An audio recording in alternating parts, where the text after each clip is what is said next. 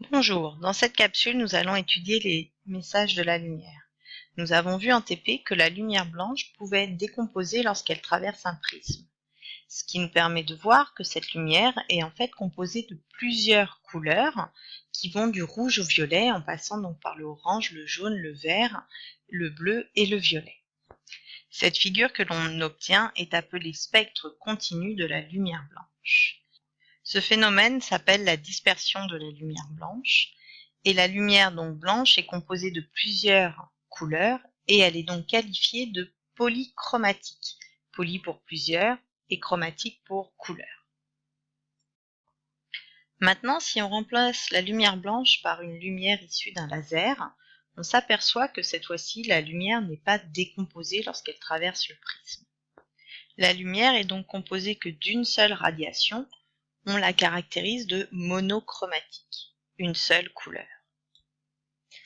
Cette radiation monochromatique va être caractérisée par une grandeur physique que l'on appelle la longueur d'onde et que l'on va noter lambda. Cette longueur d'onde s'exprimera en mètres et plus particulièrement en nanomètres pour la lumière. Chaque valeur va caractériser la couleur d'une radiation. L'œil humain n'est sensible qu'à certaines radiations, celles comprises entre 400 et 800 nanomètres. 400 nanomètres correspond aux radiations violettes du spectre du visible, et donc 800 nanomètres va correspondre aux radiations rouges dans le domaine du visible.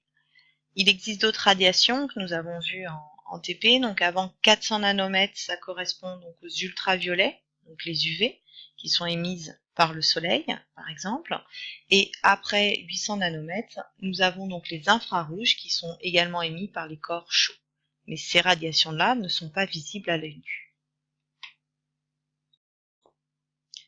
Ces spectres continus sont émis par des corps chauds, qui émettent donc de la lumière. Ce spectre est d'origine thermique et ne dépend que de la température du corps.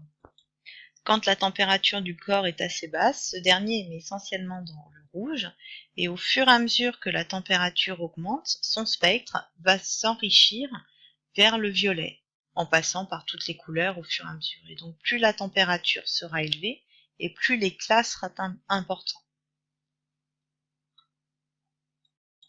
Donc pour produire de la lumière, nous avons deux possibilités. Soit on a un corps chauffé très fortement qui va émettre à terme de la lumière blanche, soit on utilise un gaz sous faible pression mais qui est soumis à des décharges électriques. Ce gaz, dans ce cas-là, va émettre de la lumière mais qui ne sera pas continue. Son spectre sera composé de raies colorées sur fond noir. Par exemple, ici le spectre du mercure est composé donc de 5 raies colorées, une violette, une bleue, une verte et 2 jaunes. Ce spectre sera donc appelé spectre de raies d'émission. Ces 5 radiations présentes dans le spectre d'émission du mercure sont propres au mercure.